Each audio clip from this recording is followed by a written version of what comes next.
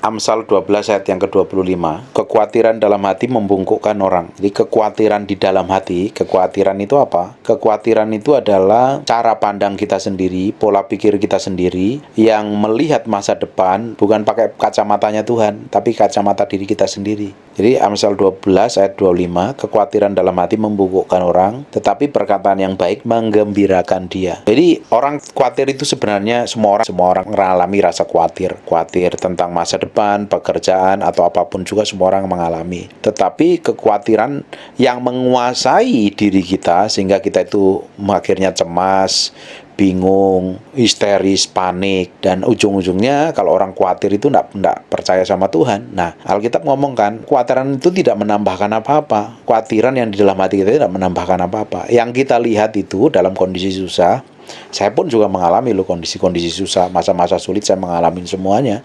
Dan nyatanya Tuhan pelihara sampai hari ini. Kalau Tuhan kasih makanan buat kita masih tinggal di tempat enak, kita masih bisa makan sampai hari ini, bahkan kita masih pakai kendaraan yang baik, Tuhan semuanya tercukupi dengan baik. Artinya dalam kondisi seperti ini, artinya Tuhan pemeliharaan Tuhan itu begitu nyata dan real. Nah, bagian kita harusnya melihat kebaikan Tuhan dengan kacamatanya Tuhan di masa yang akan datang. Nah, apa yang menjadi jaminan Tuhan untuk di masa yang akan datang adalah kebaikan-kebaikan Tuhan, pemeliharaan Tuhan di masa yang lalu. Itu yang jadi garansinya, itu yang menjadi jaminannya hidup kita akan selalu dipelihara Tuhan. Alkitab ngomongkan, Mazmur berkata bahwa dahulu aku muda, sekarang aku tua, tidak pernah aku lihat anak cucunya orang benar meminta-minta roti. Artinya apa? Ada pemeliharaan Tuhan yang sering membuat kita itu stres, yang membuat kita itu sering kali panik, buat kita itu seakan-akan nggak punya pengharapan. Kenapa banyak orang ada beberapa orang yang nggak punya pengharapan? Saya putus hati, patah hati, patah arang, dan akhirnya banyak orang kalau udah begitu akhirnya terjebak dengan bunuh diri. Karena apa? Yang dilihat adalah sekedar kacamatanya diri sendiri. Nah, kita orang percaya harus melihat yang tidak kelihatan. Melihat yang tidak kelihatan itu apa? Semua janji Tuhan. Janji Tuhan itu apa? Tuhan memelihara, Tuhan memberkati, Tuhan mencukupin, Tuhan akan membawa kita naik, tidak akan turun, Tuhan mencukupi lumbung-lumbung kita, Tuhan memberkati kita luar biasa. Buka sebentar di Ulangan pasal yang ke-28 coba. Ulangan pasal yang ke-28. Jadi yang kita lihat adalah janji Tuhan, bukan realitanya. Yang kita lihat itu harusnya kebenaran, bukan realita, bukan kenyataan. Yang kita lihat itu adalah kebenaran. Kebenaran itu apa? Kebenaran adalah semua janji Tuhan dalam hidup kita. Yang kita lihat itu harusnya itu yang membuat pengharapan, itu yang membuat iman kita muncul. Pada titik tertentu saya seakan-akan ya, di dalam kacamata saya sendiri sudah terjebak, nggak ngerti apa-apa, nggak tahu jalan keluarnya, udah masalah banyak, kondisi keuangan babak belur, pekerjaan babak belur, semuanya babak belur. Nah, itu di pemandangan saya. Tapi di pemandangannya Tuhan itu lain. Tuhan akan bawa, akan naik, Tuhan bikin breakthrough, bikin terobosan, bahwa Tuhan akan bawa kita menjadi berkat, saya akan jadi berkat. Ya, yang perlu kita lihat, dan kita pikirkan adalah janji Tuhan, kebenaran. Kebenaran apa itu? Janji Tuhan atas hidup kita. Tapi banyak orang yang dilihat adalah kenyataannya. Kalau orang ngelihat kenyataannya, janji Tuhan kita diberkatin, tapi kenyataannya kok kita masih dalam kondisi seperti ini. Tapi nyatanya kan Tuhan berkati sampai hari ini. Sampai kita bisa makan kenyang, bisa makan 3 kali sehari, plus bonus, plus cemilan, bisa beli pizza kadang, beli Kentucky, beli yang lain-lain, ngemil sana, ngemil sini, beli buah. Itu artinya apa? Kita dipelihara Tuhan. Tapi pemeliharaan Tuhan itu adalah just enough, masih sebatas cukup saja, belum more than enough, belum lebih dari cukup. Kalau kita masih dibeli, bisa makan, bisa tidur nyenyak, pakai ruang ber-AC, ada yang pakai mobil, masih bisa pakai mobil, bisa sesekali bisa makan restoran. Tuhan itu artinya pemeliharaan Tuhan. Tapi hanya sekedar cukup saja, cukup buat bayar cicilan, cukup buat bayar kebutuhan hari-hari, bayar maintenance dan lain-lain, beli bensin dan lain-lain. Artinya ada pemeliharaan Tuhan, tapi kita belum sampai janji dibawa ke dalam kelimpahan. Kelimpahan itu apa? More than enough. Bagaimana kita bisa sampai ke sana? Itu proses Tuhan, melalui proses. Nah, biasanya dalam kondisi kita hidup pas-pasan ini adalah kesempatan kita. Kadang Tuhan uji loh dalam kondisi kita pas-pasan seperti ini. Kita kondisinya lagi susah, kondisinya keuangan pas-pasan, hanya cukup saja. Biasanya Tuhan uji keuangan kita. Bagaimana kita bisa menabur kepada orang nggak? Menabur buat pekerjaan Tuhan nggak? Menabur buat hamba Tuhan nggak? Menabur buat orang-orang susah nggak? Biasanya Tuhan begitu uji di situ. Kalau kita ingin breakthrough dan terobosan, kita harus melakukan sesuatu yang extraordinary, hal-hal di luar kewajaran. Kalau kita melakukan hal yang lebih di atas rata-rata, biasanya Tuhan akan bikin breakthrough dan terobosan yang ajaib. Di Ulangan pasal yang ke-28 ayat yang pertama, judulnya aja udah bagus sekali. Judulnya adalah berkat. Tapi fokus kita bukanlah berkat. Waktu kita nyari Tuhan itu, kalau mungkin ya orang baru-baru kenal Tuhan, masih nyari, baru bertobat, mungkin sebulan, 2 bulan, setahun, 2 tahun, orang biasanya yang dikejar kenal Tuhan kalau jadi orang Kristen diberkatin. Tapi dengan berjalannya waktu, sikap hati kita, motivasi hati kita itu dimurnikan Tuhan. Jadi fokus kita sebenarnya bukan berkat. Fokus kita adalah Sang Pemberi berkat, Sang sumber berkat itu sendiri. Siapa ya? Tuhan. Bagian kita itu Tuhan. Nah, kalau kita mau diberkatin, Tuhan selalu bikin syarat. Ada syaratnya dulu. Kalau kita mau diberkati ini, Tuhan selalu lemparkan. Kalau kamu mau diberkatin, kamu mesti ikutin aturanku. Nah, di Ulangan 28 ayat pertama, jika engkau baik-baik mendengarkan suara Tuhan Allahmu. Jadi, bagian kita kalau mau terima berkat, kita harus baik-baik mendengar suara Tuhan Allahmu. Nah, tadi kan diajarin untuk mendengar suara Roh Kudus kan. Bagaimana kita bisa mendengar suara Tuhan? Bagaimana kita bisa mendengar Roh Kudus? Ya kita mesti belajar bergaul, mengalami penyembahan. Saat pertama Tuhan bisa berbicara lewat firman, makanya kita mesti bergaul dengan firman. Bagaimana kita mendengar suara Tuhan? Ya Tuhan seringkali ngomong lewat firman loh. Kadang ada rema, diwahyukan. Kadang kita diingatkan dengan firman Tuhan. Makanya kita perlu bergaul dulu dengan firman. Kalau kita ini nggak pernah baca firman, nggak dengar firman, padahal Tuhan sendiri ngomongnya lewat firman. Firman yang tertulis, Tuhan itu kasih Alkitab tuh. Perjanjian baru itu kita mesti pelajarin, kita mesti dengarkan. Kalau yang nggak bisa baca ya dengerin Alkitab audio, baca, dengerin khotbah-khotbah. Itu sangat membantu manusia rohani kita bertumbuh. Kalau kita ingin mendengarkan suara Tuhan, ya kita belajar dengerin suaranya. Pertama, ya dengerin, baca firman, dengerin firman yang ngomong lewat apa. Kadang di titik tertentu, waktu kita ngalami kesusahan, kita diingatkan dengan firman tertentu, dan itu bisa menjadi rema dalam kehidupan kita. Itu yang membuat kadang breakthrough dan terobosan. Kalau kita mau pingin dengar suara Tuhan, ya kita harus bergaul dengan Tuhan. Bagaimana kita pengen dengar suara Tuhan tapi kita nggak pernah bergaul dengan Dia, kita tentunya tidak bisa mendengar suara Tuhan. Kalau kita pengen dengar suara Roh Kudus tapi kita nggak pernah komunikasi dengan Roh Kudus, nggak pernah bergaul, nggak kenal Dia, bagaimana kita kenal Dia? Jangan-jangan kita dengar adalah suara diri kita sendiri, suara televisi, suara orang lain, suara tetangga, atau suara pasangan hidup kita. Jadi kita harus tahu membedakan nih, mana suara Tuhan, mana suara hati nurani kita sendiri, suara kita, mana suara setan, mana suara orang lain. Jadi kita harus bisa membedakan. Oh, kalau ini Tuhan ngomong selalu begini. Karena apa? Dombaku mengenal aku. Domba-dombaku mendengar suaraku. Artinya apa? Domba harus ngerti suara gembalanya. Makanya domba itu bisa nurut ketika gembalanya panggil. Kalau di Israel ada kalau domba itu dipanggil orang lain dia akan nurut. Tapi kalau yang manggil gembalanya, domba itu akan nurut. Nah, kita itu harusnya seperti itu. Bagaimana kita bisa nurut dengan Tuhan kalau kita nggak pernah belajar firman? Kita nggak pernah bergaul, nggak pernah berdoa. Pengen dengar suara Roh Kudus, tapi nggak pernah saat teduh, nggak pernah berdiam diri di hadirat Tuhan, ya susah. Untuk kita mendengar suara Tuhan pun kita mesti dengar. Untuk mendengar suara pasangan hidup kita, saya sering dikomplain sama istri saya, katanya kamu lebih mendengar suara orang lain daripada mendengar suara istrimu. Padahal saya benar-benar kalau dia ngomong saya benar-benar dengerin, tapi seringkali saya kadang teledor, nggak seakan-akan saya nggak dengerin atau saya nggak lakukan apa yang dia omongin. Kadang sering lupa, dia sering protes seperti itu. Untuk sama pasangan aja kita belum dengar suaranya, supaya apa? Kita bisa ngerti apa maunya dia. Kadang Kalau bagaimana kita dengan Tuhan kalau kita nggak pernah bergaul sama Tuhan? Sesungguhnya susah loh. Jika engkau baik-baik mendengar suara Tuhan Allahmu, setelah kita dengar, baru kita bisa tahu perintahnya apa. Mendengar suara Tuhan Allahmu dan melakukan dengan setia segala perintahnya yang kusampaikan kepadamu pada hari ini, maka Tuhan Allahmu akan mengangkat engkau di atas segala bangsa di bumi. Jadi pertama dengar, setelah dengar dilakukan perintahnya. Hari Minggu kemarin saya ngomong simpel sebenarnya kalau kita ini mau sukses dan berhasil. Caranya satu, kita dengar firman, suara Tuhan, dan kita lakukan. Simple. Enggak sulit. Tapi yang jadi masalahnya kita sering nggak dengar. Kadang yang kita dengar adalah pengalaman masa lalu kita, ego kita, kemauan kita, suara orang lain, dan suara ide-ide kita. Kalau kita mau sukses dan berhasil, kita dengar suara Tuhan. Kadang Tuhan ngomong apa, kita dengerin, minta konfirmasi, dan kita baru lakukan. Supaya apa? Kita itu berjalan dalam ketetapan Tuhan.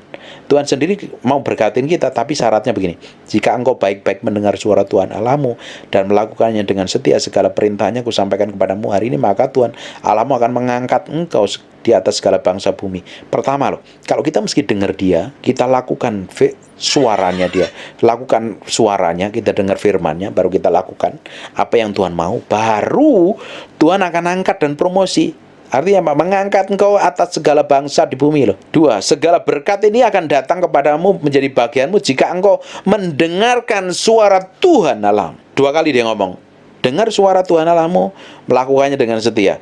Ayat yang kedua, segala berkat ini akan datang kepadamu kalau jika engkau mendengar suara Tuhan. Kita harus dengar suara Tuhan. Kita harus latih ini mendengar suara Tuhan. Bagaimana? Makanya saya bilang, kalau orang, makanya suatu hari nanti kalau saya dipercayakan kembali untuk khotbah, untuk pelayanan di gereja, khotbah hari Minggu, saya akan altar call untuk orang dibaptis mengalami kepenuhan Roh Kudus. Supaya apa? Kalau kita mengalami kepenuhan Roh Kudus, kita baru bisa mendengar suara Tuhan. Hari ini kalau belum dipenuhi Roh Kudus, apakah saya bisa mendengar suara Tuhan? Bisa, tapi tidak semudah seseorang yang mengalami kepenuhan Roh Kudus dengan tanda bersalida. Lebih mudah karena apa? Setiap hari bisa bergaul dengan Tuhan, setiap hari. Hari ini semua orang yang belum dipenuhi tanda lidah juga bisa mendengar, tapi kepekaan beda. Loh, Pak, apa bedanya? Kenapa kok kita harus dipenuhi Roh Kudus? Kenapa kita harus dibaptis Roh Kudus? Nah, Bapak Ibu tahu bahwa sebelum rasul-rasul murid-muridnya Yesus dipenuhi Roh Kudus, Petrus itu tidak bisa melakukan apa-apa, bahkan hidupnya ketakutan, penuh ketakutan. Dia bahkan ketika Yesus ditangkap saja dia panik, dia stres, dia ambil pedang, akhirnya hamba imam besar itu dipotong telinganya sampai copot. Untung ada Yesus, ditempelin lagi, nempel, pulih lagi. Dan mereka nggak bikin mujizat. Saya kan bikin mujizat nggak sepowerful setelah dia mengalami kepenuhan Roh Kudus. Makanya di Kisah Para Rasul 1 ayat 8 dijelaskan begini, kamu akan menerima kuasa kalau Roh Kudus turun ke atasmu. Roh Kudus turun ke atasmu, baru kamu akan menjadi saksiku dari Yudea, Samaria sampai ke ujung bumi. Nah, setelah kita diberi Roh Kudus, kita diberikan power, otoritas, kuasa, lebih efektif kesaksian kita, penginjilan kita itu lebih efektif sekali kita. Karena apa? Kita diberikan dunamis, otoritas, kuasa, power. Nah, baru di Kisah Para Rasul pasal yang kedua, mereka menunggu, berdoa di loteng Yordan, mereka dipenuhi Roh Kudus. Di pasal yang ketiga, pasal yang keempat, terus lihat tuh, sebelum mereka dipenuhi Roh Kudus sama setelah mereka rasul-rasul dipenuhi Roh Kudus, beda sekali. Otoritasnya, kuasanya, urapannya beda sekali, keberaniannya berbeda sekali. Nah, makanya perlu semua orang harus mengalami kepenuhan Roh Kudus. Penting sekali ini. Kalau kita dipenuhi Roh Kudus, artinya kita terus bisa bergaul dengan dia. Hari ini juga yang belum bisa belajar bergaul. Mulai hari ini harus taruh rasa haus laparmu dengan Tuhan. Luar biasa, nanti kalau hari Minggu kita bisa doain orang-orang dipenuhi Roh Kudus dengan tanda berbahasa lidah. Yang baptis siapa? Yang baptis bukan pendeta, yang baptis adalah Yesus sendiri. Roh Kudus sendiri yang memenuhi. Kalau kita ingin mendengar suara Tuhan, ya kita harus hidupnya dipenuhi oleh Roh Kudus. Nah, waktu kita mengalami kelahiran baru, roh kita yang diperbaharui. Di Yesaya 36 ayat 25 sampai 27 dijelaskan, ketika kita lahir baru, roh kita yang lama dibuang, diberikan roh baru, Karena manusia lama kita itu harus dibuang, nggak cocok dengan sesuai Tuhan. Makanya Tuhan nggak bisa tinggal dalam diri kita. Makanya orang harus mengalami kelahiran baru, diberikan roh baru. Tuhan itu kudus suci. Roh manusia yang baru tadi jadi tempat tinggalnya Tuhan dalam diri kita. Kita dipenuhin, kita memiliki roh yang baru yang jadi tempat tinggalnya Roh Kudus itu. Nah, setelah ditinggal Roh Kudus, baru kita akan mengalami baptisan Roh Kudus. Dipenuhi Roh Kudus setiap hari, baru hidup kita itu powerful, memiliki dampak. Kembali ke Ulangan pasal yang ke-28. Jika engkau baik-baik mendengar suara Tuhan Allahmu, diulang 2 kali loh. Tuhan, suara Tuhan Allahmu dan melakukannya dengan setia. Perintahnya aku sampaikan kepadamu hari ini, maka Tuhan Allahmu akan mengangkat engkau di atas segala bangsa di bumi. Yang kedua, segala berkat ini akan datang kepadamu dan menjadi bagianmu jika engkau mendengar suara Tuhan Allahmu. 2 kali dia ngomong, mendengar suara Tuhan. Karena kita kalau nggak mendengar suara Tuhan, ya kita nggak akan melakukan apa, perintahnya juga nggak tahu. Makanya iman timbul dari pendengaran akan firman Kristus. Iman timbul dari pendengaran. Nah, makanya kenapa kita mesti paksa mulut kita untuk ngomong firman. Waktu mulut kita ngomong, telinga kita dengar. Ngerti nggak? Waktu mulut kita ngomong, perkatakan firman, mulut ngomong, telinga kita dengar. Baru firman kita dengar bisa jadi rema. Nah, waktu kita membaca Alkitab, yang tertulis itu namanya logos. Tapi logos itu tiba-tiba memuncul, ayat itu seperti lompat, muncul dan hidup dalam hati kita. Itulah yang jadi rema yang kita ingat bertahun-tahun. Artinya Tuhan ngomong lewat ayat itu. Nah, itu yang perlu kita pegang. Itu yang selalu bikin mujizat, breakthrough, dan terobosan itu. Segala berkat ini akan datang kepadamu dan menjadi bagianmu jika Tuhan mendengar suara Tuhan Allahmu. Diberkatilah engkau di kota, diberkati engkau di ladang, diberkatilah buah kandung. Bayangin, ayat yang ketiga, diberkatilah engkau di kota. Artinya dimanapun kita berada, di suatu kota A, di kota B, kita tuh diberkatin Tuhan. Amin. Dan kalau kita diberkati di ladang, artinya di semua pekerjaan kita. Kalau zaman dulu kan memang orang petani, kalau zaman sekarang bisa bekerja di bisnis, di toko, di perusahaan, dimanapun saja. Tuhan berkati. Artinya kalau Tuhan berkati, harusnya kita nggak perlu khawatir lagi kan. Tapi kenapa yang jadi masalahnya, kenapa kita seringkali khawatir, kenapa seringkali kita itu panik, stres, histeris, bingung, sampai nggak tahu mesti ngapa-ngapain, akhirnya kita malas berdoa. Karena apa? Yang kita lihat adalah realita. Harusnya yang kita pegang adalah kebenaran, semua janji Tuhan. Amin. Diberkatilah buah kandungmu, di hasil bumimu, hasil ternakmu, yakni anak lembu sapimu, kandungan kambing dombamu. Ini janji Tuhan loh. Diberkatilah bakulmu dan tempat adonanmu. Bakulmu diberkatin Tuhan. Adonan saya, adonan roti saya, adonan brownie saya diberkatin Tuhan. Artinya apa? Apa saja yang kita kerjakan, Tuhan itu berkati. Nah, ketika Tuhan berkati, dari situ biasanya kelimpahan berasal, permulaan berkat berasal. Makanya apa saja yang Tuhan percayakan hari ini, mau kita kerja, mau jadi ibu rumah tangga, mau jadi pedagang, mau jadi tukang kue, mau jadi tukang siomay, mau jadi guru, mau jadi apapun juga, kita harus kerjakan seperti mengerjakannya untuk Tuhan. Bukan untuk diri kita sendiri, bukan untuk pimpinan kita, bukan untuk istri kita, bukan untuk orang lain. Apa saja yang kita kerjakan itu harusnya untuk Tuhan loh. Ngerti nggak sampai sini? Jadi apa saja motivasi kita bekerja, motivasi kita melakukan segala sesuatu, tujuannya untuk apa? Untuk Tuhan disenangkan. Bayangin, kalau Bapak Ibu melakukan segala sesuatu, tujuannya untuk Tuhan, mau ngerjakan apa saja, tanggung jawab nggak? Teliti nggak? Teliti tentunya. Tanggung jawab, teliti, tanggung jawab, sungguh-sungguh, nggak ada menggerutu, nggak ada ngomel. Lupa, kok saya mengerjakan nggak berhasil, kok saya mengerjakan masih gagal. Ya, kerjakan saja, nanti Tuhan pasti buka jalan. Kok Pak, saya bekerja belum ada breakthrough dan terobosan. Kerjakan saja.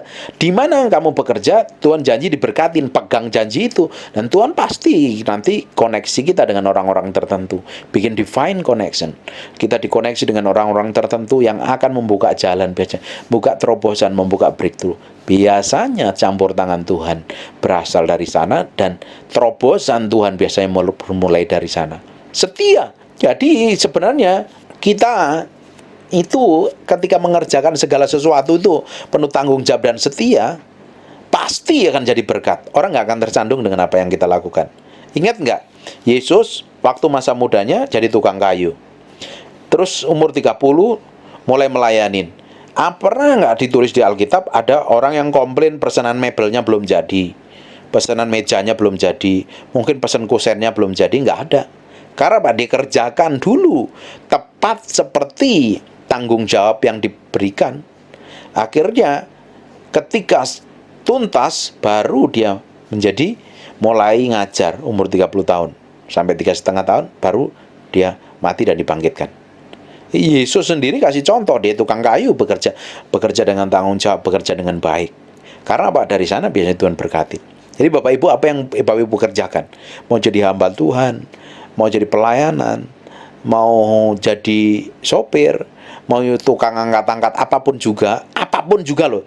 Yang kita kerjakan, kita harus mengerjakannya dengan tulus hati, tanpa gerutu, tanpa ngomel. Karena kita mengerjakan segala sesuatu yang dipercayakan sama kita itu, kita mengerjakannya untuk kemuliaan nama Tuhan, bukan untuk orang lain, bukan untuk pasangan kita, bukan untuk suami kita, bukan untuk istri kita, bukan untuk bos kita, tapi untuk Tuhan. Bayangin, kalau kita mengerjakan sungguh-sungguh dari kecil itu, biasanya Tuhan bikin breakthrough dan terobosan. Bapak Ibu pernah dengar lagunya Ron Kenoly yang orang kulit hitam? Nah, Bapak Ibu nanti cari di YouTube Ron Kenoly ya. Ron Kenoly itu ada orang kulit hitam. Waktu itu dia jadi janitor. Tahu nggak janitor? Tukang ngepel itu loh. Tukang ngepel, OB, office boy. Nah, suatu hari dia ketemu hamba Tuhan, dibilang suatu hari kamu akan jadi worship leader seluruh dunia, keliling seluruh dunia. Dan kenyataan, dia setia loh dengan apa yang dikerjakan. Akhirnya hari ini semua orang kenal dia, orang Kristen tahu dia. Dia kalau penyembahan itu suaranya mantap sekali, urapan sekali lagi, jadi berkat bagi banyak orang. Dia dimulai dari hal kecil. Bahkan Daud pun, Bapak Ibu kalau belajar tentang Daud, Daud diurapi sekitar umur 16 tahunan, sekitar kurang lebih sekitar umur itu. Dan dia setia loh. Dia setelah diurapi, dia tidak langsung jadi raja. Dia jadi penggembala 2-3 ekor domba. Dia setia. Ternyata sampai dia jadi mantunya raja, ternyata nggak jadi raja-raja. Bahkan sampai dia ini dikejar-kejar seluruh tentara, seluruh negeri, pengikutnya Saul, seluruh tentara ngejar-ngejar membunuh dia. Sampai dia pengikutnya juga mau lemparin batu di Siglak. Semua orang meninggalkan dia, tetapi tidak lama kemudian akhirnya dipromosi menjadi raja. Jadi perlu kesetiaan untuk sampai diberkati jadi real, kenyataan itu diperlukan kesetiaan. Jadi apa yang kita kerjakan harus benar-benar tanggung jawab, nggak akan sembarangan. Kalau Bapak Ibu tahu tentang Besaleel dan Aholiab yang ditugaskan di zamannya Musa untuk membuat tabut perjanjian, Bapak Ibu mesti baca itu. Pernah dengar kata itu? Besaleel dan Aholiab? Nggak pernah dengar, nggak pernah baca. Nah, Bapak Ibu nanti Bapak Ibu pelajari. Dia adalah orang-orang yang dipercayakan untuk membuat secara detail sekali tabut perjanjian. Ukurannya, semuanya diatur begitu rupa. Dia adalah orang-orang yang akhirnya mengerjakannya dengan baik karena dia punya keahlian. Loh, Bapak Ibu punya keahlian apa hari ini? Tanggung jawab di situ. Tadi ada yang bekerja disuruh kejar target. Kamu lakukan saja. Kejar target. Temuin customer yang lama, customer yang baru, coba kontak. Belum ada terobosan juga. Kerjakan tetap waktu kamu setia mengerjakannya. Di ujungnya pasti ada berkat kelimpahan. Makanya suami istri itu pasti harusnya bahagia loh, suami istri. Nggak ada cekcok, nggak ada ribut. Karena apa? Kalau melakukan segala sesuatunya untuk Tuhan, pasti nggak ada ngedumel, pasti nggak ada menggerutu. Betul apa enggak? Tapi kalau melakukannya karena keberatan, udah kesel, udah jengkel, setengah hati, nggak jadi berkat malahan. Tuhan juga nggak demen, nggak jadi berkat, hasilnya juga nggak baik. Ngerti sampai sini? Amin. Diberkati semua? Diberkati? Coba batuk sebentar.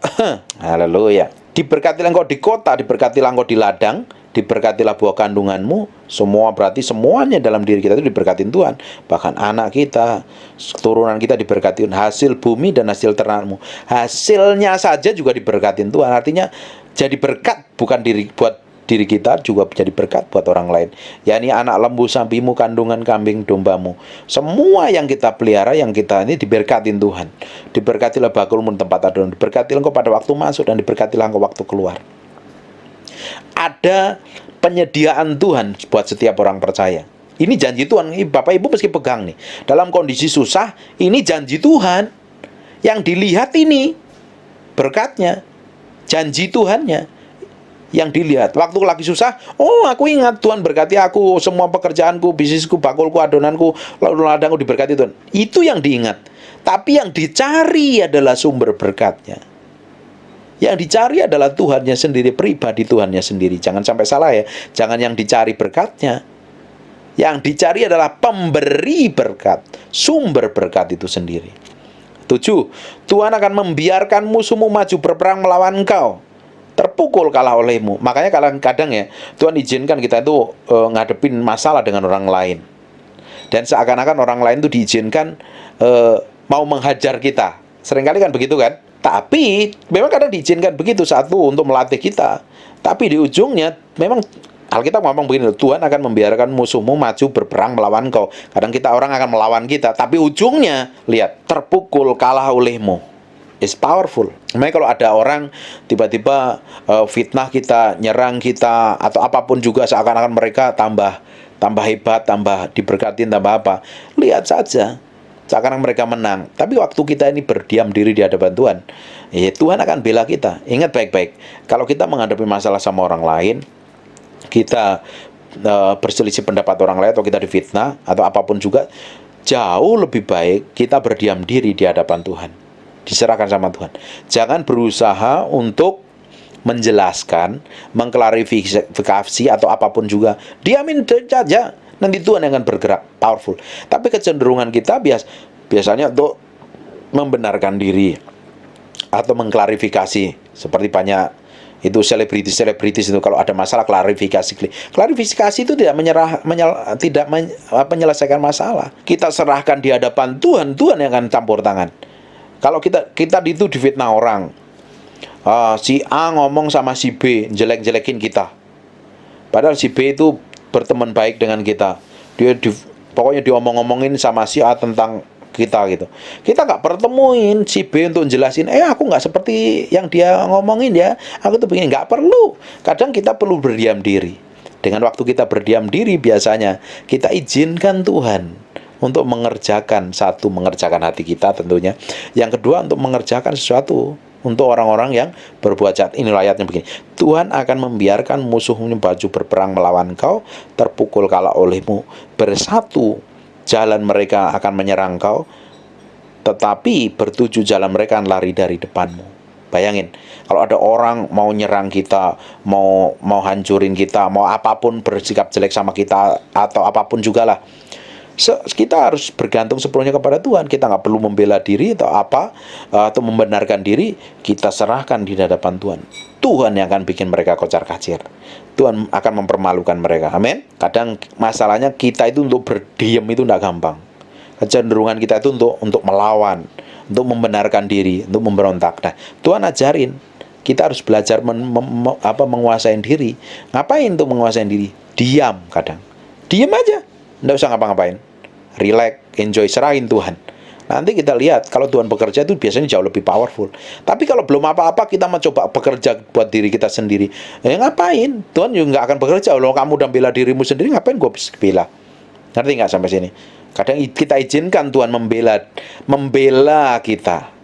Kita beri waktu Tuhan untuk membela kita. Ya waktunya kita nggak tahu. Tapi memang kadang kita perlu mengizinkan Tuhan untuk melakukan segala sesuatunya itu. Itu satu, melatih kita tentang penguasaan diri. Amin. 8. Tuhan akan memerintahkan berkat ke atasmu di dalam lumbungmu dan segala usahamu. Ia akan memberikan engkau di negeri yang diberikan kepadamu oleh Tuhan Allahmu. Jadi Tuhan akan memerintahkan berkat pada titik tertentu. Makanya saya bilang ya, kita itu harus mengerjakan segala sesuatu yang Tuhan percayakan itu dengan tulus hati, sepenuh hati, tanpa protes, tanpa ngomel, tanpa ngedumel. Karena apa? Ada momen-momen tertentu Tuhan akan memerintahkan, mengirim berkat. Dia akan ngomong, berkat datang ke atas orang ini. ke atas Pak Agus, ke atas Ibu Putri, ke atas Ibu Meli, ke atas saya, datang. Ya kita kan terima aja. Gimana loh, kok tiba-tiba kita dikoneksi dengan orang baru kenal, tiba-tiba dibuka bisnis baru sama kita, atau memberkati, kita nggak tahu. Bahkan kita kan harus setia, momennya kita nggak tahu. Nah, biasanya itu perlu kairos Tuhan. Kairos itu apa? Waktu Tuhan. Kita kadang di bawah titik tertentu nggak ngerti apa-apa jalan Tuhan sama sekali. Bahkan kita harus tetap setia, tetap setia, tetap setia. Dan waktunya Tuhan, Dia kan tiba-tiba sekali buka jalan, ada terobosan besar, ada breakthrough besar. Amin. Tuhan akan memerintahkan berkat ke atas di dalam lumbungmu dan di dalam segala usahamu. Ia akan memberkati engkau di negeri yang diberikan Tuhan oleh Allahmu. Kita itu ditempatkan di mana saja akan tetap diberkatin Tuhan. Bapak Ibu, tidak hanya diberkatin Tuhan loh, kemana saja kita akan tetap menjadi berkat. Nah, kalau di dalam diri kita ini seperti ditemukan seperti emas, kalau emas is okay, tapi kalau ditemukan kita ini seperti berlian, itu jauh lebih mahal lagi berlian, berapa puluh kali lipat dari harga emas.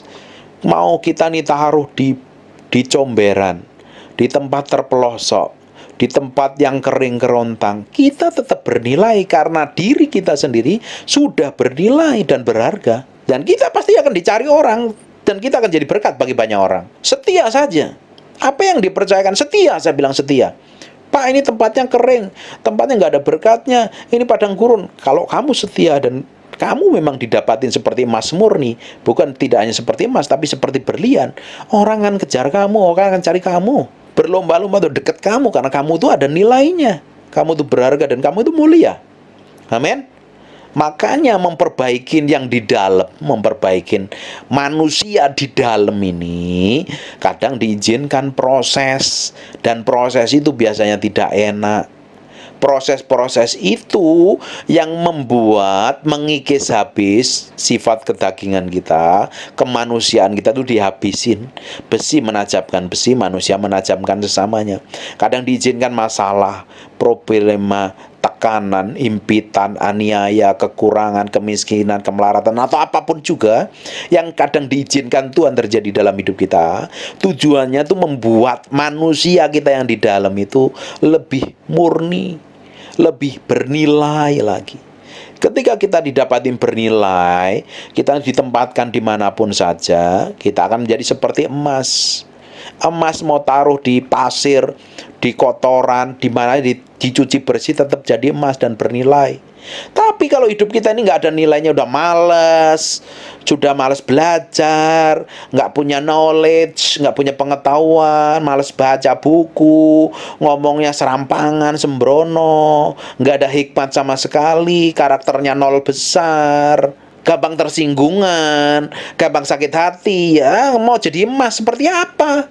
Jadi seng karatan kali malahan, bukan jadi emas. Kalau besi masih ada nilainya, kadang dikiloin ke tukang loak masih laku. Tapi kalau seng udah rusak, udah karatan, buat apa? Nah, Tuhan mau kita itu seperti emas murni. Emas murni. Semakin dibakar, logam-logam yang lain hilang, muncul jadi emas murni. Lah, emas itu cara memurnikannya harus dibakar melalui api. Makanya masalah, tekanan, himpitan, kekurangan itu bagus buat kita. Katakan amin. Haleluya. Masalah dan tekanan, himpitan, serta kekurangan, caci makian orang, fitnahan orang, marahan orang, omelan orang, itu bagus buat jiwa kita. Bikin sehat, bikin mas murni. Katakan haleluya. Nah, kita harus ketika ngadepin seperti bersikap seperti Tuhan bersikap, supaya didapatin kita tetap menjadi emas murni. Amin. Tapi kalau baru kena api sedikit dari tetangga, teman kantor, bos atau siapapun aja, udah teriak-teriak, kita bukan jadi emas, jadi seng, karatan, nggak berguna. Seng itu kalau dibuat di daerah luar Pulau Jawa itu atapnya biasanya pakai seng. Kalau seng karatan tuh bocor. Kalau rumah pakai seng karatan akhirnya bocor, rumahnya basah semua, nggak jadi berkat. Ngerti nggak? Ini penting sekali. Nah, emas cara memurnikannya dibakar. dimurnikan dengan api. Semakin apinya panas tinggi, logam-logam tembaga, besi yang lain lenyap, aluminium menguap semuanya. Muncul jadi emas murni. Ketika kita didapati menjadi emas murni, kelakuan kita, sikap kita, cara ngomong kita, karakter kita, itu memperjuangkan Yesus Kristus. Kemanapun kita berada, kita akan jadi berkat. Dan orang akan cari kita. Sebenarnya, Bapak Ibu dengerin baik-baik, ini penting sekali. Bapak Ibu, Tuhan tuh memberkatin kita, selalu memakai orang lain. Amin. Tuhan itu maha perkasa dan maha sanggup. Kalau Tuhan mau kirim satu karung berlian atau satu karung emas ke kamar kita itu sanggup. Atau keluarin emas dari tembok rumah kita itu sanggup. Tapi cara Tuhan memberkatin kita nggak seperti itu. Itu namanya kayak orang sihir. Tapi Tuhan memberkatin kita selalu pakai orang lain. Anehnya, kita nggak bisa pilih orang itu. Kita nggak bisa tentukan orang itu. Biasanya kita kadang-kadang orang ini memberkati, malah nggak berkati malahan. Tapi kita harus menyediakan waktu. Bagian kita ngapain? Bersikap baik kepada semua orang. Menjaga sikap kita. Menjaga attitude kita. Karakter kita jaga. Karena kita tidak tahu, tiba-tiba dikirim orang tertentu. Ternyata orang itu mempromosi kita. Orang itu memberkati kita. Orang itu memberkati, membuka jalan buat semua bisnis dan usaha kita. Amin. Haleluya. Sekarang nih ayat yang ke-9. Tuhan akan menetapkan engkau sebagai umat yang kudus. Bayangin, kalau kita tadi mendengarkan suara Tuhan, melakukannya, Tuhan akan menetapkan kita ini sebagai orang kesayangan Tuhan yang kudus, umatnya, miliknya yang kudus lagi. Seperti yang dijanjikan dengan sumpah kepadamu. Juga engkau akan berpegang pada perintah Tuhan Allahmu dan hidup menuruti jalan yang ditunjukkannya. Kalau kita ini hidup benar sesuai apa yang Tuhan mau sikap sesuai dengan relnya Tuhan loh ya, ketetapan Tuhan loh ya, ritme cara kita itu mengikuti ritme cara kerjanya Tuhan. Bayangin, Tuhan akan menetapkan engkau sebagai umat yang kudus seperti yang dijanjikannya dengan sumpah kepadamu, jika engkau berpegang pada perintah Tuhan Allahmu dan hidup menurut jalan yang ditunjukkannya. Maka segala bangsa di bumi akan melihat. Jadi semua orang lihat, semua suku bangsa, banyak orang kan melihat. Ngapain? Bahwa nama Tuhan telah disebut atasmu. Oh, ini orang ini terkenal gara-gara apa? Terkenal gara-gara ada kuasa Tuhan, ada urapan Tuhan, ada karakter Tuhan. Amin. Bahwa nama Tuhan telah disebut atasmu dan mereka akan takut kepadamu. Nah, orang itu takut itu artinya apa? Bukan takut, wih, gue deket-deket takut, bukan. Tapi segan, hormat, respect. Karena apa? Ada urapan, ada hikmat. Ngapain kok bisa turun begitu? Karena kita memiliki pergaulan dan dengar suara Tuhan. Ini loh yang kalau kita lagi stres tuh yang dibaca, yang diingat-ingat, yang direnungkan tuh ini. Jangan yang nggak tahu, yang belum terjadi, yang belum pasti dipikirin sampai nggak bisa tidur, akhirnya besoknya migrain, ada kantung mata seperti kelihatan tua-tua, umur baru 30-an, udah kayak umur 50-an semua, udah mukanya hitam-hitam semua, nggak ada cerah-cerahnya. Karena apa? Stres. Kenapa orang stres? Mikirin, terlalu khawatir. Tadi ya, kekhawatiran itu membungkukkan tulang. Makanya orang itu apa? Orang khawatir itu bisa encok, rematik, pegelinu, dan lain-lain tuh. Tulangnya bungkuk kok. Nah, 11, juga Tuhan akan melimpahi engkau dengan kebaikan dalam buah kandungan hasilmu, hasil bumi dan tanah dijanjikan Tuhan kepada sumpah nenek moyangmu dan memberikannya kepadamu. Tadi ini ayat ini udah diomongin di atas loh. Artinya apa? Ada double berkat lagi. Kalau Tuhan ngomong sampai 2 kali itu penting sekali.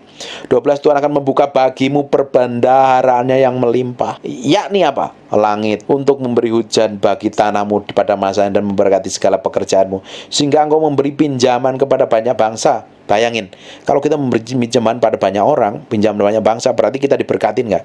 Diberkati itu. Tahu nggak Bapak Ibu? Berkat yang paling recehan dari surga, berkat recehannya Tuhan itu adalah uang.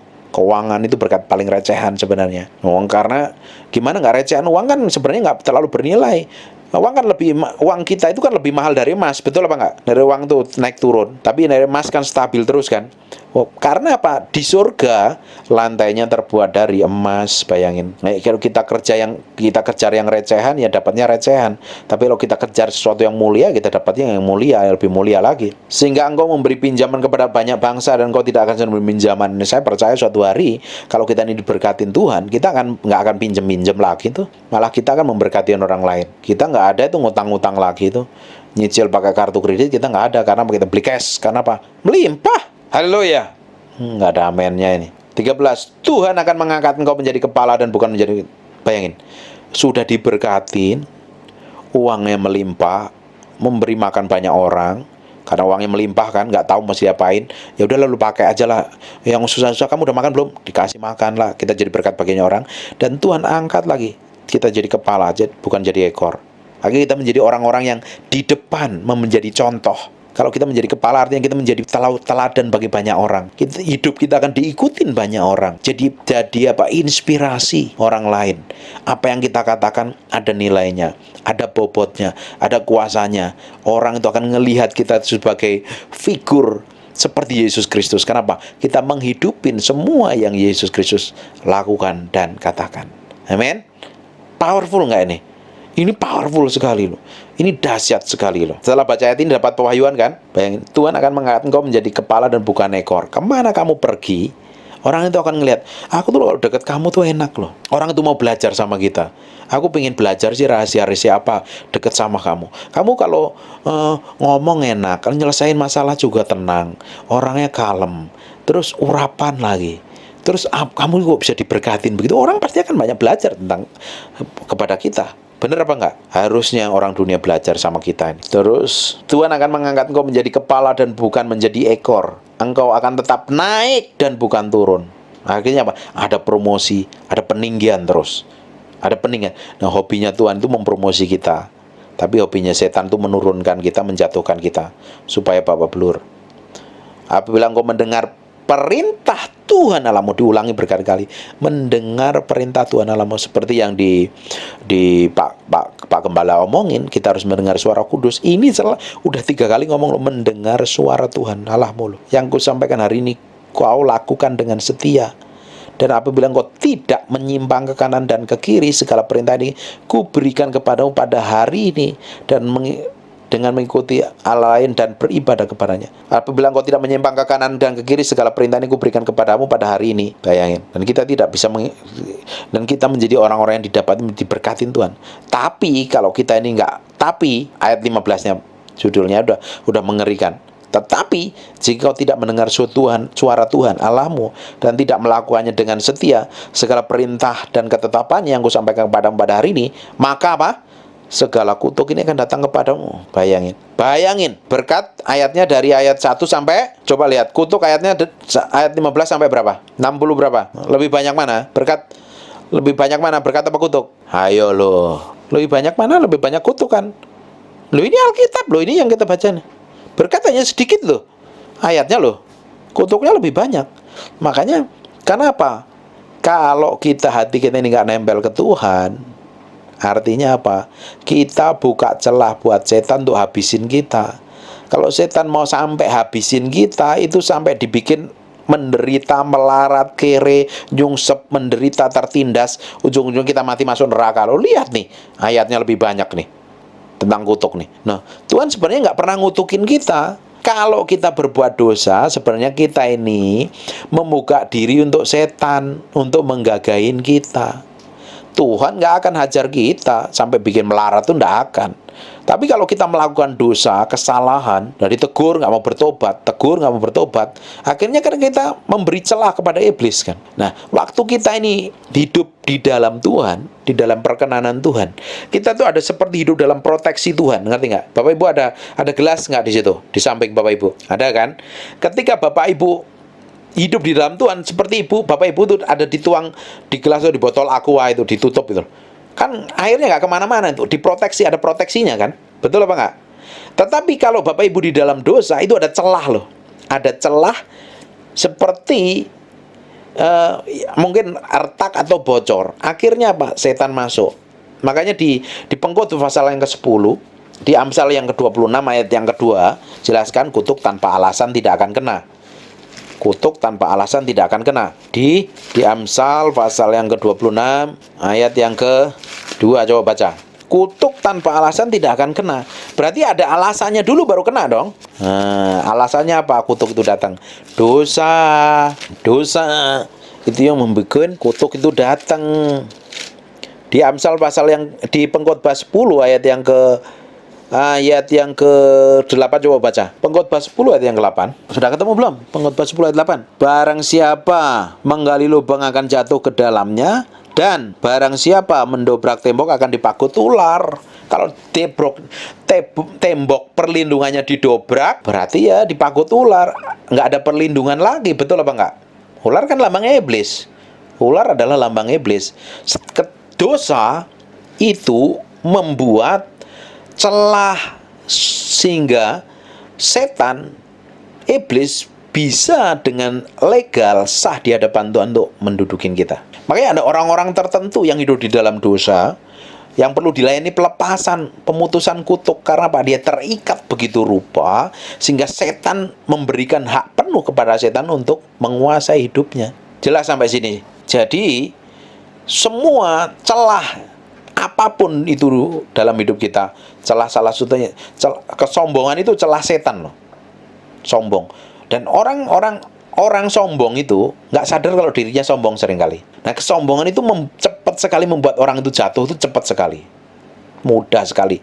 Kesombongan itu benar-benar salah satu dosa yang tercepat membuat orang itu cepat jatuh di dalam dosa, jatuh dalam segala hal. Sombong, sakit hati bisa loh. Akhirnya benci, dendam, itu membuat celah setan masuk. Bohong, nipu, dusta. Baca di Galatia pasal yang ke-5 itu dijelaskan. Semua tabiat dosa itu, semua dosa atau tabiat dosa itu membuka proteksi Tuhan. Akhirnya mengizinkan setan untuk menjajah kita, menguasai kita. Makanya tidak heran kita dibikin susah untuk bertobat, susah untuk dengar firman Tuhan. Akhirnya apa? Babak belur, kutuk datang pada keturunan kita, pada keluarga kita dan kehidupan kita. Tetapi kalau kita hidup di dalam Tuhan, ada proteksi Tuhan, kita akan diberkati kemanapun kita berada. Jadi hidup kita itu mesti hati-hati dijagain. Begitu rupa mulut kita ini juga ngomong jangan sembarangan. Karena kadang seringkali kita ngomongnya jelek gitu ya, ngumpat-ngumpat atau apa. Kadang kata-kata jelek itu ditangkap setan. Waktu kita ngomong seperti ini, perkataan kita itu bisa mengikat tuh, dan bisa melepaskan. Hati-hati dengan semua perkataan. Kalau ngomong sama suami, ngomong sama anak-anak, ngomong sama istri, juga harus hati-hati. Jangan perkataan itu mengikat. Atau kita ngomong sama teman juga mengikat orang itu begitu rupa. Makanya kalau ada beberapa orang ngomong yang nggak benar, ngomong jelek tentang kita, tolak dalam nama Yesus. Kalau kamu terima ya kamu ngikat. Jelas? Sampai sini? Dapat sesuatu yang baru? Amin? Apa enggak? Dapat sesuatu yang baru dari yang kita sharingkan malam ini? Amin? Oke. God bless you. Tuhan memberkati.